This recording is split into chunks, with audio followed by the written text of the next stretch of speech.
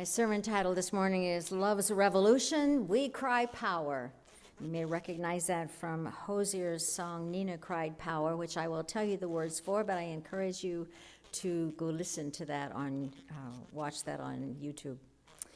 But first, letter to the church in Colossae from the Apostle Paul. This is the 3rd chapter.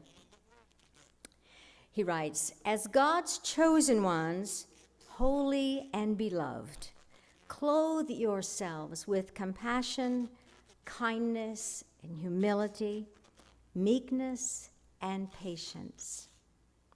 Bear with one another, and if anyone has a complaint against another, forgive each other.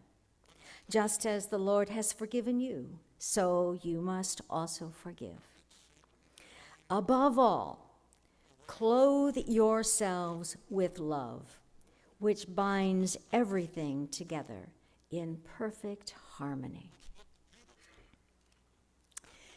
I don't usually watch the sunrise. I'm just not an early morning person. But for some reason, several weeks ago, I looked up early and it was light, and I looked out my 3rd floor bedroom window to see if the sun had come up yet because it was light. And what I saw stunned me. I was just not prepared, for there was this massive red, pink, maroon, rosy color. It was just gorgeous. Wow, I should look at these more often. So I started doing that, and there have been some great sunrises. And then I thought, well, all right, I'll go back to my book I was reading and realized I couldn't concentrate. I had to watch what was happening out there. And so I thought, well, let me just go downstairs and watch it from outside in the backyard. So I went downstairs and looked out, and I was so disappointed. There was no pink in the sky, no orange, nothing. It was just blue, but there was these trees everywhere, and there were some buildings out there. And I waited 20 minutes, and I never saw any pink or rose on that sunrise. You see, the glory of that moment, the ability to take in the grandeur of this royal welcome to the sun, depended upon the vantage point from where we stand. On the 3rd floor, I could see amazing climactic experiences there. But on the ground floor, there were too many impediments and barriers. It was almost as if I was down there in the weeds. And speaking of weeds and the distractions, when I began writing this sermon, a young 18-year-old wannabe cop who had murdered 2 black protesters and permanently handicapped a 3rd was allowed by a racist judge to walk out of a courthouse free and clear instead of walking into prison guilty of homicide. The murdered victims had been calling attention to what had happened to Jacob Blake earlier when police shot him 7 times in the back as he leaned into his car where his 3 sons, aged 3, 5, and 8, were sitting. And yet, in Wisconsin, Kyle Rittenhouse had left the shooting scene, still armed, and walked in his white skin toward officers with his hands up and was not arrested. He left 2 dead men and 1 wounded on the street and went home, turned himself in to the local police department the next day. This scenario would never have happened if he had been black or brown. And Rittenhouse's skin color is an important clue as to why it had happened as it did. At the same time, there was another case being tried in Georgia of 3 white men who had felt they had the right to track down a black jogger named Ahmaud Arbery like a hunted animal and murder him. These entirely racialized scenarios reminded me, of course, of the public murder that we all saw on our computers and on our TV screens of George Floyd in May of 2020. when a Minneapolis white cop nonchalantly kept his hands in the pocket as he kneed a man's neck for 8 minutes and killed him. A public execution that reflects how rampant racism continues to be and how common profiling still is. So, while this particular white cop was convicted, as were the 3 men in Georgia, and they will all pay a price, how is it that the life of black and brown people is so trivialized in the first place? How is it that a white man goes free with no consequences, except for the praise and the honoring by the racist talking heads in our society and our government? How is this still going on, and why are we surprised that in 2021 this continues? Does anybody remember what loving your neighbor looks like? But it was a rough couple of weeks for me, because about that time in my reading, I discovered that both the US government and the Canadian government had used a very successful, deliberate strategy with the natives, the Native Americans, to force them into submission. And that public policy by both governments was to starve them into surrender. After all, a hungry people will sign any piece of paper to save their lives and the lives of their children. And I have also learned that in spite of William Penn's Quaker values to be respectful and honest and fair and just, the Lenni Lenape of this area lost everything because Penn's children broke with their father's just ideas and established a fraudulent treaty in 1738 that effectively robbed the natives of their land, their homes, and their livelihood, their means of survival. How is it that white class people with a modicum of resources, but with boatloads full of white privilege, cannot bring themselves, ourselves, to recognize the vast injustice that is all around us? That U.S. industrialization success was only successful because it was motivated by greed and built on the backs of enslaved people. And that it could only succeed if poor whites were led to believe in their own white supremacy, that we, were better than those poor people of color. The weeds and distractions of this world that we live in are that we live in an unjust system that continues to degrade people and that values profits over people. Modern capitalism is always about the economic bottom line, not a consideration of the future consequences or the 7th generation, as the Iroquois Native Confederation always considered, not as what is good for our children and our grandchildren, as every mother and grandmother would want. And it's not based on a consideration for one another, as every faith tradition teaches. Even now, there is political reluctance by one political party to pass much-needed and popular legislation that would benefit the aged, preschoolers, parents, middle-class people. Even though it was very easy to, in this last administration, to give an average of $250,000 to the top 1% of the 1% each.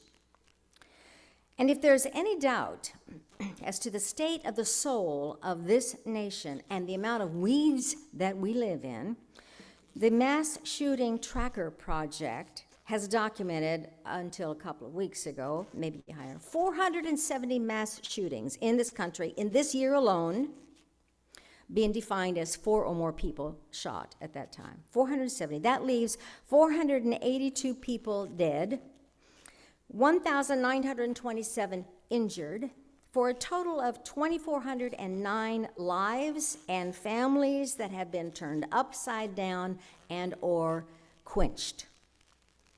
And it was occurring at disagreements at parties, drive-by shootings of bystanders, shootings that were gang-related, attempts to solve problems, drive-bys to kill opponents, wife killing that included her family. They took place at high school football games, outside of nightclubs, outside of bars, at parking lots, behind a church, at a local gas station, and a Waffle House. Some were motivated by racist, sexist, and anti-immigrant sentiments. Others out of jealousy, insecurity, competition, unresolved anger, and unhealed trauma. This violent world that dominates rather than cooperates, that puts profit before people and upholds white chosenness at every turn means we have made a mess. Can I get an amen on that? Yeah. Amen. And in this mess, there can be no justice because there is no love. Where there is unhealed trauma, when trauma gets perpetrated generation after generation, that proves there is a lack of love. Where there is no meaning or purpose in an alienated world, where it is dog eat dog, where climbing up some invisible ladder of success one discovers the rungs are missing, this is a world that does not know what love is.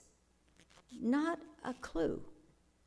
The world lives down among the weeds and the barrenness of a landscape that can never see or believe in the rich colors of an abundant life where love is freely offered and freely available. The band Foreigner, I think, reflects what the world is saying to us, church, and this is what they wrote. In my life, there's been heartache and pain, and I don't know if I can face it again. Can't stop now, I've traveled so far to change this lonely life. I want to know what love is. I want you to show me. I want to feel what love is. I know you can show me.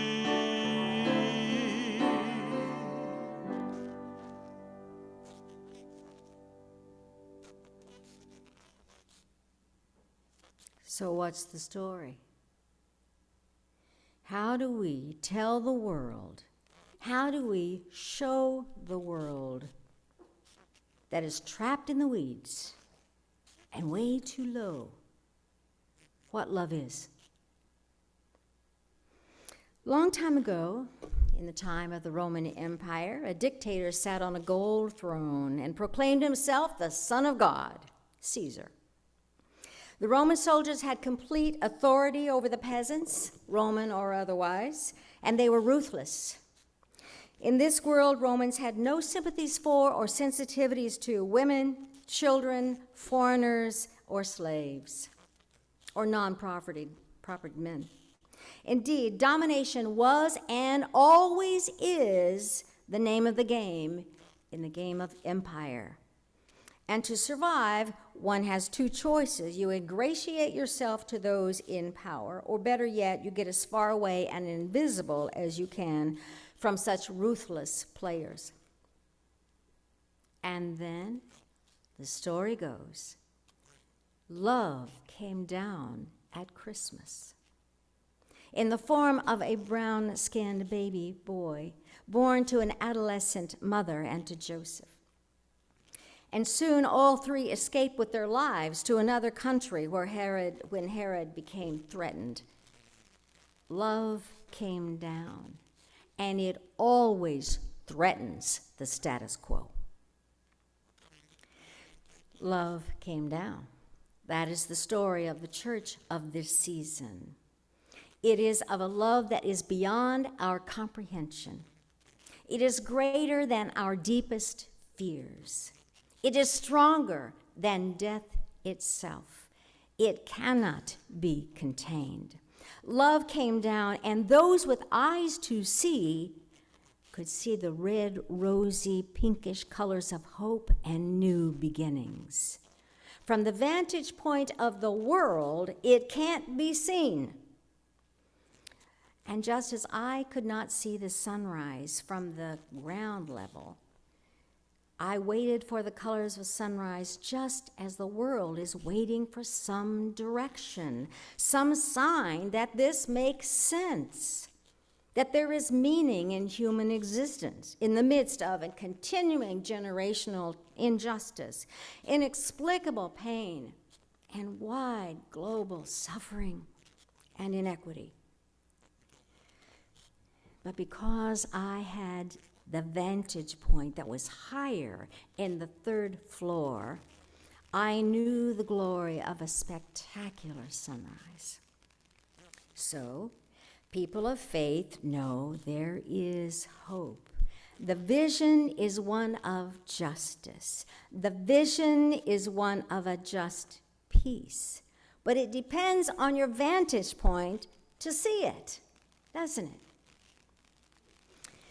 According to the Harvard University team, only 3.5% of a population is needed to create social transformation. That's what they call the golden rule. They discovered that any nonviolent cause that mobilizes only 3.5% of a population reaches a tipping point where change is virtually guaranteed. Only 3.5% need to see that sunrise before others will begin to lift up their eyes and begin to move to higher ground with us to see what we see. So our Christmas question for us today is, do we really believe in incarnation, that love came down at Christmas?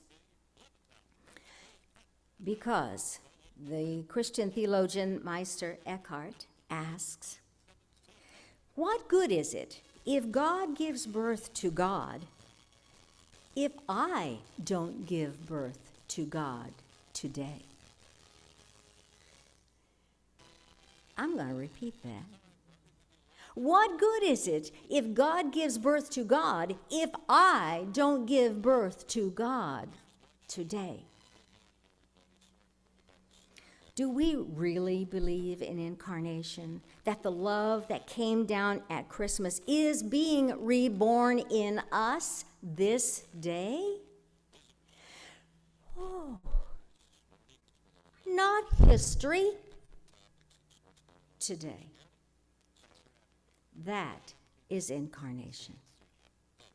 Can we accept that these temporary clay vessels of ours are made in the image of God? That they are a part of a divine plan to bring love to a loveless world, to bring sight to the blind?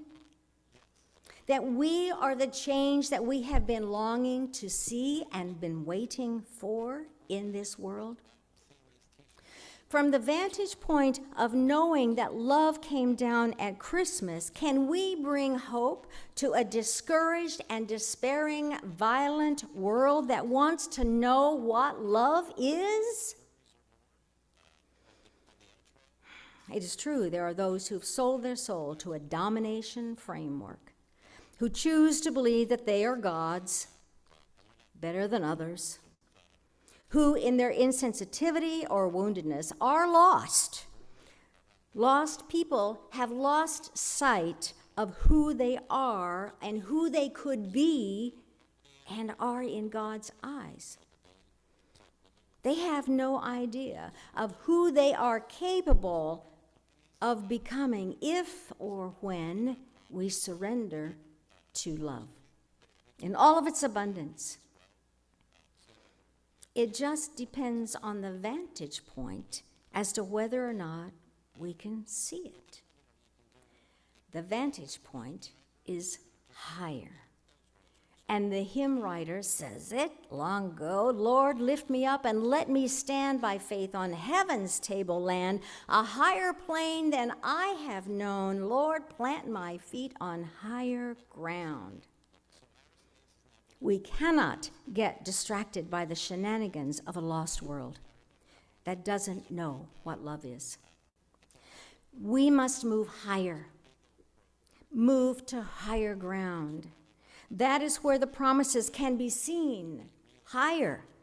And when we move higher, when we lift our eyes to the hills from whence comes our help, as the psalmist says, then we begin to see anew new possibilities, and the empire does not scare us. And a world run amok and berserk in the weeds of injustice and the impediments of white supremacy and privilege are now understood more completely. The world is estranged because the world does not know what love is. And so, we live into our divinity, into our incarnation, and pick up our cross and follow where the love of God leaves us. And we clothe ourselves, according to the Apostle Paul, in love. Because that is when and where we are the most authentic humans. When we can live in that place of love. We can begin to live into our love power. The power that has a divine source, power that is love without end. We begin to say no to injustice and proclaim it loudly. We lost Bell Hooks this week. Wonderfully powerful womanist, and she reminds us, quote, the moment we choose to love, we begin to move against domination and against oppression. The moment we choose to love, we begin to move towards freedom, to act in ways that liberate ourselves and others. God bless her. Christian theologian Walter Brueggemann taught that there are three things the church must do. 1, the prophetic task of the church are to tell a truth in a society that lives in illusion. Our truth is there's a glorious sunrise of humanity as lovers. 2, we are to grieve in a society that practices denial. It is sad that the world denies the potential of a united, compassionate humanity that takes into account the least of these, because all it would take is an adjustment from despair to hope, to reposition in order to see the possibilities. And thirdly, the church is to express hope in a society that lives in denial. We express hope when we refuse to stay at the level of the world that is in denial. We have seen the power of love. We know what is possible. We have seen the life and ministry of one called Jesus of Nazareth. It was love that came down at Christmas time, and it is love that is the fabric that holds our lives together. According to Paul, that binds us, everyone, together in perfect harmony.